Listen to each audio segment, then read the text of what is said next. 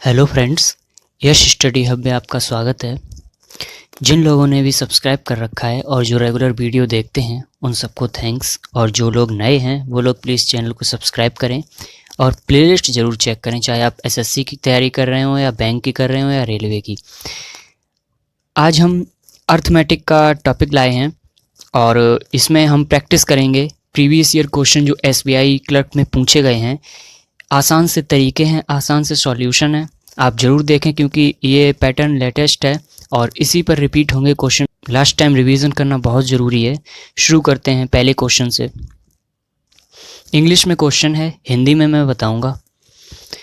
लिखा हुआ है, राम 5,000 रुपये मोहन को देता है 3 साल के लिए सिंपल इंटरेस्ट पर।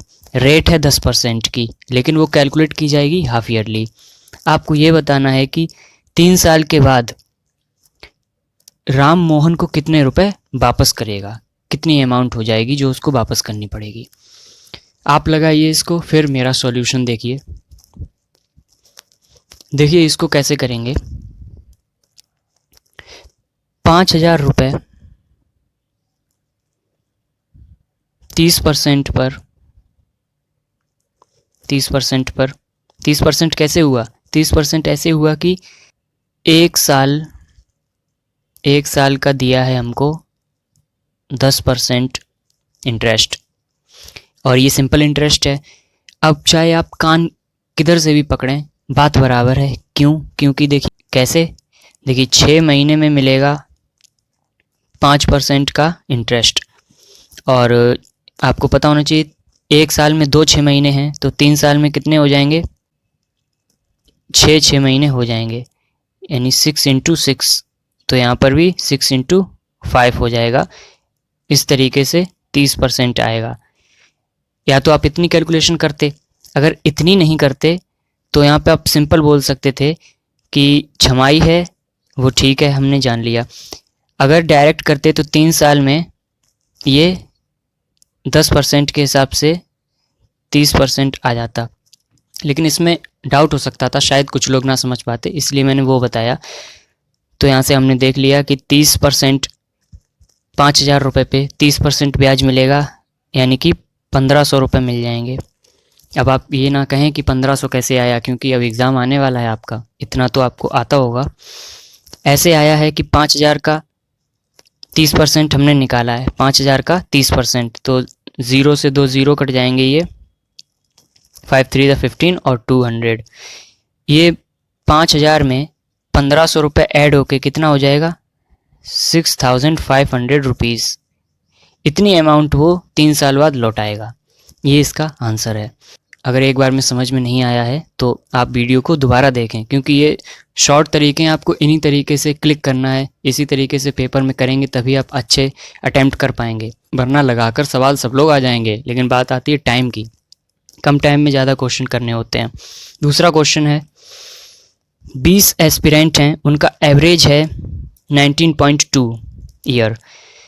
कुछ टाइम के बाद 2 और नए एस्पिरेंट्स आ गए, तो एवरेज इंक्रीज़ हो गया 0.3 ईयर। हमें ये बताना है कि डिफरेंस कितना होगा जो 2 नए लोग आए हैं उनकी एज के बीच में। देखिए सॉल्यूशन इसका, 20 लोग थे, उनका एवरेज था 19.2 ईयर। 2 लोग और आ गए, 22 हो गए, तब उनके एवरेज में 0.3 का इंक्रीमेंट हो गया, यानी कि 19.5 हो गया है। अब पूछा क्या है हमसे? 2 लोगों का डिफरेंस पूछा है। देखिए हम 2 लोगों का डिफरेंस पूछा है तो हम इसको निकाल नहीं सकते हैं, इसका आंसर हो जाएगा कांट बी डिटरमाइंड। क्यों हो जाएगा? क्योंकि हमें किसी एक पर्टिकुलर इंसान की एज देनी थी, इन्होंने एज नहीं दी है, इस वजह से इसको हम फाइंड नहीं कर सकते हैं। क्योंकि ज़रूरी नहीं है सारे ऑप्शन आपको 5 मिल जाएं, कभी कभी ऐसे भी क्वेश्चन आ जाते हैं कांट बी डिटरमाइंड वाले। नेक्स्ट क्वेश्चन है, ए और बी 2 लोग किसी बिजनेस को शुरू करते हैं और 7:10 के रेशियो में इन्वेस्ट करते हैं। सी ज्वाइन करता है 3 महीने बाद, और वो एक ही इन्वेस्टमेंट का 1.5 यानी कि 1/2 पूंजी निवेश करता है। 1 साल के बाद जो टोटल प्रॉफिट हुआ है उसमें सी का प्रॉफिट है 12,600।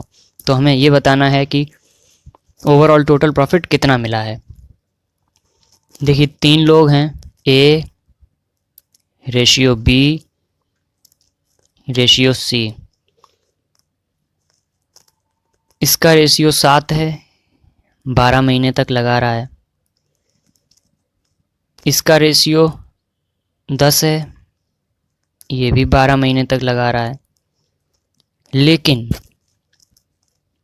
ये लगा रहा है 3 महीने बाद ज्वाइन कर रहा है, यानी कि 9 महीने तक रहेगा। और ए ने किया है 7, और इसका भी देखिए 1 सही 1/2 का मतलब होता है 3/2। इसका मतलब ये 3/2 लगा रहा है ए की आय का। इस तरीके से इसको सॉल्व करेंगे। अब इसमें कैलकुलेशन है, लेकिन इससे शॉर्ट तरीका शायद नहीं है इसका, तो आपको थोड़ी बहुत कैलकुलेशन किसी क्वेश्चन में करनी पड़ेगी। देखिए 3 से डिवाइड करते हैं, 3 से ये गया 4 टाइम, ये गया 4 टाइम।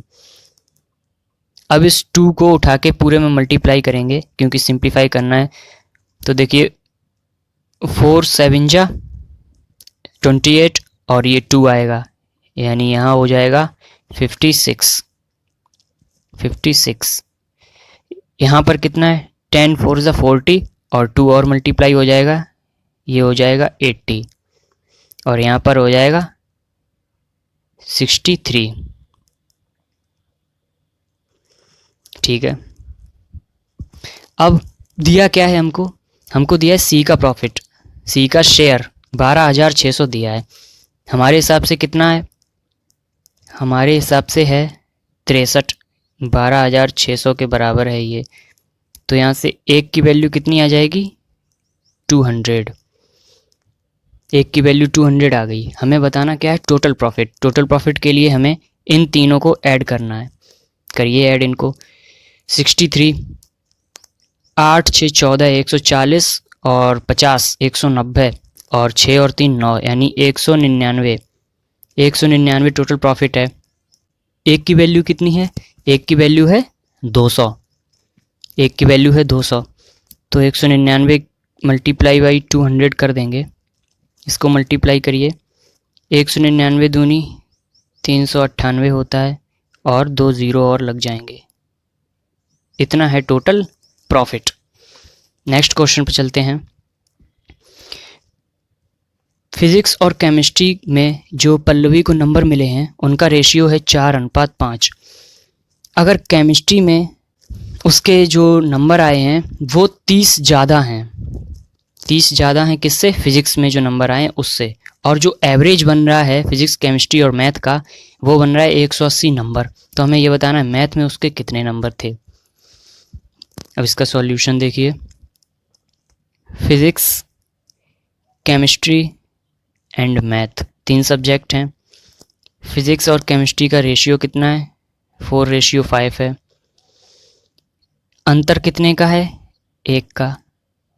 क्वेश्चन में कितना दे रहा है, 30 ज़्यादा है। यहाँ पर देखिए केमिस्ट्री 1 ज़्यादा है, 4 है वो, ये 5 है, यानी 1 ज़्यादा है, लेकिन सवाल में वो 1 30 के बराबर है। इसका मतलब अब हम यहाँ से पर्टिकुलर नंबर निकाल सकते हैं। हमें ये पता चल गया है कि एक रेशियो की वैल्यू 30 है। इसका मतलब हो गया 4 की कितनी हो जाएगी, 120, और 5 की कितनी हो जाएगी, 150। अगर हम इन दोनों को ऐड कर दें, 120 और 150 को, 150 को अगर ऐड करते हैं तो ये आएगा 270। हमें ये पता चल गया फिजिक्स और केमिस्ट्री का सम कितना है, 270। दिया गया था कि जो तीनों सब्जेक्ट हैं फिजिक्स केमिस्ट्री मैथ उनका एवरेज है 180। तो सम टोटल कितना हो जाएगा, एवरेज को मल्टीप्लाई कर देते हैं टोटल से, ये आ गया 540। उसमें से इन दो को अगर माइनस कर दें सम को तो ये कितना आ जाएगा, तो m निकल के आ जाएगा 270, यानी कि 270 नंबर आए थे उसके मैथ में। नेक्स्ट क्वेश्चन पे चलते हैं। 10 साल में कोई भी सिंपल इंटरेस्ट दोगुना हो जाता है प्रिंसिपल का, उसी रेट पर कंपाउंड इंटरेस्ट कितना हो जाएगा 2 साल के अंत में। वैसे इसका रेशियो पूछा है यहाँ पर कि रेशियो कितना हो जाएगा प्रिंसिपल और कंपाउंड इंटरेस्ट जो मिलेगा 2 साल में उसका। इसको कैसे करेंगे देखिए, 100 रुपये मैंने मान लिए, 100 रुपये हैं, 10 साल में कितना दे रहा है हमें, इंटरेस्ट दोगुना हो रहा है प्रिंसिपल का, यानी कि प्रिंसिपल अगर 100 माना है तो इंटरेस्ट दोगुना होने का मतलब है इंटरेस्ट 200 हो गया। इसका मतलब 100 और 200 मिलके अमाउंट कितनी बन जाएगी, 300। ये सिंपल इंटरेस्ट में हो गया। इसका मतलब ये हुआ है कि 10 साल में हमें 200 रुपये मिला है। इसका मतलब हो गया 1 साल में हमको 20 मिलेगा, और 1 साल में मिलने वाला ब्याज ही रेट होता है। ये आपको याद रखनी है डेफिनेशन। ये डेफिनेशन से लग गया शॉर्ट, वरना आप इसको लगाते रहेंगे ये थोड़ा लॉन्ग चला जाएगा सवाल। अब क्या करना है, हमें रेट पता लग गई है कि 20% है। पता होगा आपको 20% को हम कैसे लिखते हैं। 20% का मतलब होता है 1/5। कंपाउंड इंटरेस्ट में क्या होता है, 2 साल के लिए कहा गया है ना, तो पहली साल में कोई सम था 5 से वो 6 हो गया, सम बन गया। दूसरी साल में वो 5 से 6 बन गया, मल्टीप्लाई करते हैं 25 से 36 बन गया। अब आपको पता होगा कि ये होता है प्रिंसिपल, ये होती है अमाउंट, और जो डिफरेंस होता है वो होता है इंटरेस्ट।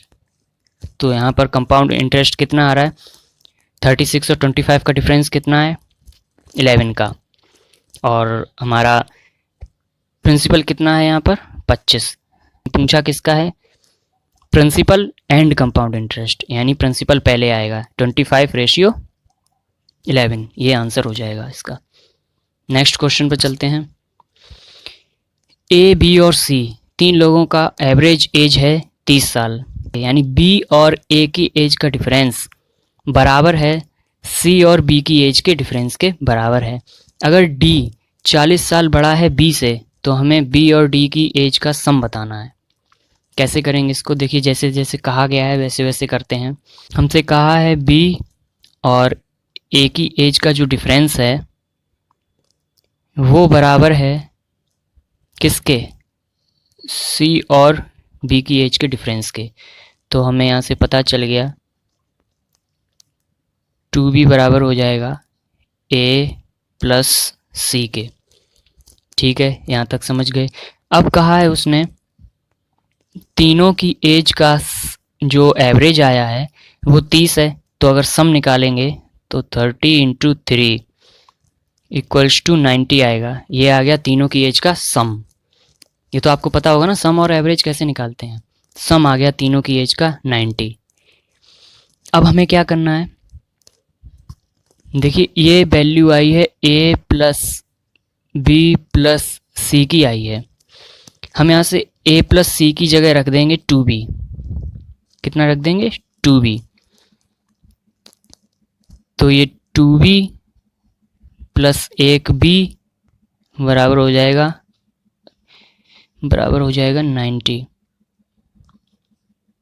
90। तो यहाँ से हमें पता चल गया कि b आ गया 30 साल, b की एज आ गई 30 साल। अब हमसे पूछा क्या है, d के लिए ये कहा है कि वो 40 साल बड़ा है किससे, b से, तो d हो जाएगा 4 3 7 यानी 70 साल का। तो हमसे पूछा क्या है, हमसे पूछा है b और d की एज का सम, तो b और d की एज का सम निकल आएगा। ये है 70 साल का d और b है 30 साल का, यानी कि 100 साल का इनका सम है। Option number B is right answer.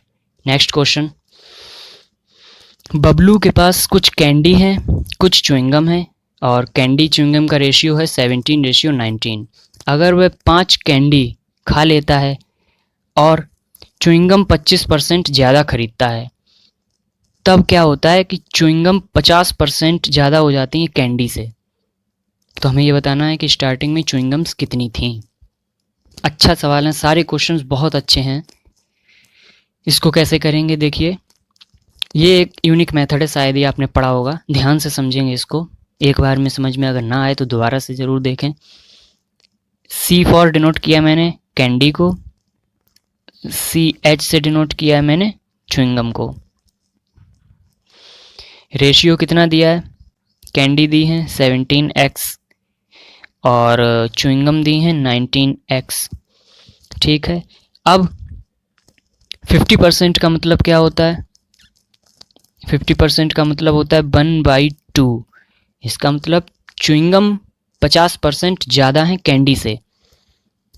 तो अगर कैंडी 2 है तो च्युइंगम बन जाएगी 3 भाई 50% का मतलब 1/2 यानी 2 पर 1 ज़्यादा। इसका मतलब है ये 2:3 बन गई। कब बनी है, जब 5 कैंडी उसने खा ली और 25 च्युइंगम ज़्यादा लाया तब। अब इसको कैसे सॉल्व करेंगे, ध्यान से देखना इसको, ये मेथड यूनिक है। इसका मल्टीप्लाई करते हैं पहले, 17 तिया 51 होता है, 51x। इसका करते हैं 19 2 जा 38 होता है, -38 माइनस कर देंगे इनको। ये बराबर हो जाएगा किसके, 25 2 जा 50 और 5 3 जा 15, लेकिन माइनस करते हैं तो बीच में प्लस आ गया। ये रूल होता है इसका मल्टीप्लाई माइनस इसका मल्टीप्लाई, फिर इसको इक्वल करते हैं इसका मल्टीप्लाई माइनस इसका मल्टीप्लाई। अगर एक माइनस एक प्लस है तो दोनों जुड़ जाएंगे, ध्यान रखना है आपको। अगर सेम साइन है तो माइनस हो जाएगा। अब इसको सॉल्व करते हैं, ये हो गया 13x बराबर आ गया 65 के। तो हमें x की वैल्यू मिल गई है 5। अगर x की वैल्यू 5 मिल गई है तो यहाँ से आपको पता है च्युइंगम कितनी थी, 19x थी। इसका मतलब हो गया 19 5 जा 95 च्युइंगम थी स्टार्टिंग में। ये इसका सॉल्यूशन है। नेक्स्ट क्वेश्चन पर चलते हैं। अच्छा क्वेश्चन है, पाइप P है कोई, वो एक किसी टैंक को 4 घंटे में भर सकता है। पाइप Q है कोई, वो 8 घंटे में इस टैंक को भरे हुए को खाली कर सकता है। अगर दोनों पाइप अल्टरनेट चलते हैं लेकिन 2-2 घंटे के लिए, पहले 2 घंटे कौन चल रहा है, सबसे पहले P चला 2 घंटे, उसके बाद Q चला 2 घंटे, ऐसे अल्टरनेट चल रहे हैं। तो हमें ये बताना है कि कम्प्लीटली टैंक कितने टाइम में भर जाएगा। शुरू करते हैं इसका सॉल्यूशन। देखिए P सबसे पहले क्या करता है, 4 लीटर भरता है। Q करता है क्या, 8 लीटर खाली करता है। एलसीएम हो गया 8, यानी हमारे हिसाब से 8 लीटर का टैंक है। अगर 8 लीटर का टैंक है, P की इफ़िशियंसी क्या हो जाएगी, फिर P की इफ़िशियंसी हो जाएगी 2 लीटर पर आवर ये पानी को भर रहा है। Q की एफिशिएंसी क्या हो जाएगी, -1 लीटर, यानी 1 लीटर पर आवर से ये पानी निकाल रहा है टैंक से। ये इनकी इफ़िशियंसी है। अब क्या कहा है इसने, अल्टरनेट चल रहे हैं 2-2 घंटे के लिए। पहले चल रहा है P, यानी कि पहले 2 आवर में P कितना चल लेगा, 4 लीटर भर लेगा। नेक्स्ट 2 आवर में क्या होगा, Q चलेगा, ये 2 लीटर खाली कर देगा। कुल मिलाकर क्या हुआ, 4 घंटे में टैंक भर पाया है 2 लीटर। 4 घंटे में टैंक कितना भरा, 2 लीटर भरा है केवल। अच्छा, नेक्स्ट 4 घंटे में 2 लीटर और भर गया, यानी कि कितना हो गया, 4 लीटर टोटल। 4 लीटर भर चुके हैं हम टैंक को 8 घंटे में। अब नेक्स्ट कौन आएगा, देखिए यहाँ पर PQ, फिर यहाँ पर PQ, अब आएगा P। अब P आया है, P का क्या है, एफिशिएंसी है उसकी 4 लीटर भरेगा वो भरेगा 4 लीटर 2 घंटे में। बचा कितना है यहाँ से, अभी 4 घंटे बचा है, क्योंकि हम 4 लीटर भर चुके हैं तो 4 लीटर ये अभी बाकी भी है हमारे हिसाब से, यानी कि वो पूरा क्या करेगा, 2 घंटे ले लेगा अपने। भाई वो 2 घंटे में कितना भर रहा है, 4 लीटर भर रहा है, तो 2 घंटे और ले लेगा। हम कितना कर चुके हैं टोटल, 8 घंटे। 8 घंटे में टैंक भर चुका है 4 लीटर। नेक्स्ट 2 आवर नंबर आया उसका पी का, और पी की इफ़िशियंसी 2 घंटे में कितनी है, 4 लीटर की, यानी टोटल 8 लीटर भर गया। कितने टाइम में भर गया, 10 घंटे में। इसका आंसर है 10 आवर। इस तरीके से इस सवाल को हम डील करेंगे। 10 आवर इसका आंसर है। नेक्स्ट क्वेश्चन, कहा है कि सिंपल इंटरेस्ट मिल रहा है किसी सम पर 6,000 रुपये 5% के रेट पर 6 साल में। कंपाउंड इंटरेस्ट कितना बनेगा उसी रेट पर, उसी प्रिंसिपल पर 2 साल के अंदर। देखिए कैसे लगाएंगे इसको। कोई सम है x, 5% की दर से 6 साल में वो 6,000 रुपये का ब्याज दे रहा है, ये कहा है हमसे। इसका मतलब क्या हो गया, 30%, 30% की वैल्यू 6,000 के बराबर है। इसका मतलब हो गया 10% की वैल्यू बराबर हो जाएगी 2,000 के, तो 100% कितना हो जाएगा, ये हमें अमाउंट मतलब सम मिल जाएगा। 20,000 रुपये हमारा ये सम आ गया, जो कि सिंपल इंटरेस्ट पे लिया गया था। 20,000 रुपये थे।